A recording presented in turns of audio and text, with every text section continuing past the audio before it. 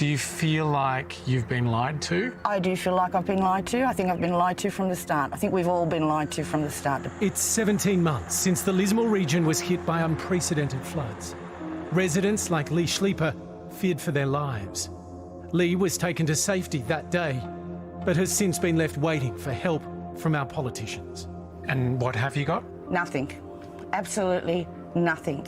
Our focus here from a government perspective is our people and getting every single one of our people through it. An $800 million commitment, with $700 million of that commitment shared between the two levels of government. This community knows that it's not going to be forgotten just because of the change of government in New South Wales. The state government is buying back houses based on flood maps, identifying which homes are most at risk. How those properties are being chosen is leaving many residents scratching their heads. So are you getting a buyback? We are getting nothing. And your neighbours? This house here has got a buyback. It's fully settled. Another of Lee's neighbours is getting her house raised higher. All the other neighbours, nothing. I just want to know how they decided that this house here, our house, is in a safe zone. That house there is in a danger zone. How? The same water came through. So far, just 33 buybacks have been completed, and a total of 374 offers have been made. We all had hopes from these maps, these bloody maps, and then a week later everyone's getting calls no, you know. And I was driving along between here and Corriquai and I thought, it is so easy to just keep going towards that tree. And that's not me. Like, we're strong, capable, you know, people. We get through stuff.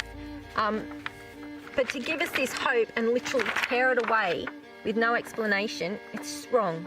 As unprecedented rain bucketed down in northern New South Wales, nearly 8 metres of floodwater engulfed Deb Johnson's home at Bungawalbin. They were isolated for 6 weeks. She's been offered a house raise, but she says that won't protect her family.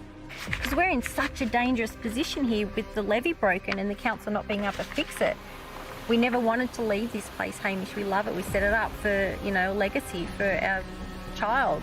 Back in October last year, when the Prime Minister and the then Premier formally announced the buybacks, the statement indicated 2,000 homes would be eligible.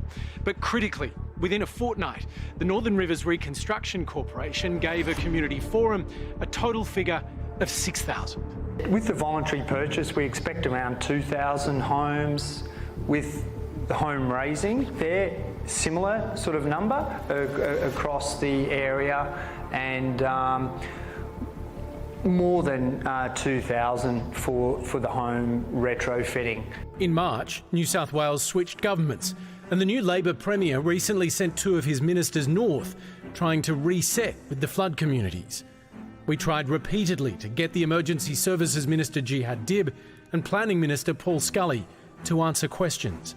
Instead, they sent public servant Simon Draper, the new head of Recovery New South Wales, to answer on their behalf.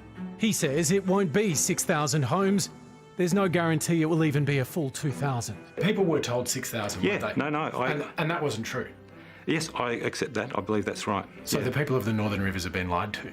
Well, I believe that the communications at the time got well ahead of the funding approvals that have been made by government. I mean, that's weasel words, isn't it? They were lied to.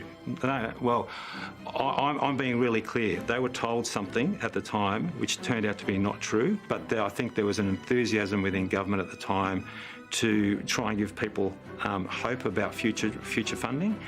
I think that's a mistake. If you were to meet the original figure that was used, 6,000, and there was another tranche of funding, how much would you need to be able to deliver on those original promises? So you'd be talking about $1.5 billion. When buybacks were first announced, Engine Street here in South Lismore was reported as the example of where they might be offered. All this time later, we can identify just one property where a buyback has actually been offered. It's one of countless examples across this town and this region where the funding is being applied in ways that seem almost inexplicable. I felt like I'd been gaslit. They promised things they couldn't follow through on. And if I had have known, if that hadn't happened right from the get-go, my house probably would be repaired now. Before the floods, Pat Saul's Engine Street house was worth $550,000. Now she'd be lucky to get half that. She says she was told by the NRRC staff to expect a buyback. But earlier this month, she found out she's getting nothing. I lay awake at night. I wake up about 1 or 2 and I lay awake running everything over in my head of what I can do for me and my family and whether I can continue. Have you thought about the mental toll of this on the residents of the Northern Rivers? Absolutely. We're very, very conscious of it. Is it possible that you're making it worse? Look, Hamish, as I said, this hasn't been done before at this scale, and there hasn't been floods of this severity in Australia before. But I thoroughly accept that for the people who've lived through those floods, then lived through all that period after the floods, whose lives still contain a lot of uncertainty, that this is a really awful situation for them. Should they get an apology for the expectations that were created that were not actually true? I think they should, and in fact, I'm quite happy. I wasn't involved in that process at the time, but as a representative of the government, I apologise for the fact that that information was provided to them, which I think was misleading about the scale of the program that had been approved. Yeah, I genuinely apologise for that. I feel trapped, actually. I know I don't know how else to say that, but I feel trapped. Do we sell our price? Do we sell our homes for half the price we could have got for them before the flood? Do we? I don't know what we do, Hamish. I'm at a loss. Geez, poor form that they didn't put up a minister to actually talk to you about that story. Yeah, we tried really hard to get those two ministers, the Planning Minister, Paul Scully, and the Emergency Services Minister, Jihad Dib, to talk. Remember, they've just gone up there and said to the community, we're trying to reset. And clearly there are questions that only the government, not the public servants, can answer. And I should, really stress, we're not making any assertion here that the public servants, David Witherden or otherwise, have deliberately lied about this. They can, as public servants, only act on the information they have from the politicians that they're given at the time.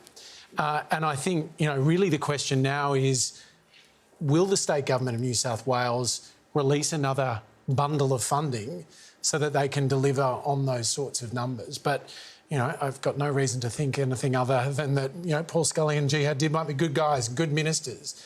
But I think given what these people have gone through, they really deserve better than ministers ducking for cover and putting up public servants instead. But even if they do get the funding, $700 million, which was what was originally promised, that guy's saying it's $1.5 billion, so it's going to be even more than that. So it's like the costs are blowing out, and there's not even enough funding to get the original program off the ground. I also think saying to people, we wanted to give them hope. You want to give people hope when they have some agency to do something about things, but giving people hope and making them wait for funding that then you take away, that's not giving people hope. We see this all the time with natural disasters, emergencies. The media's there at the time, the politicians are there for the photo ops and saying we'll look after you, and then, a year or two later, it's not always delivered. I can't stress enough how broken people in the Northern Rivers, not just Lismore, but the surrounding rural communities feel right now.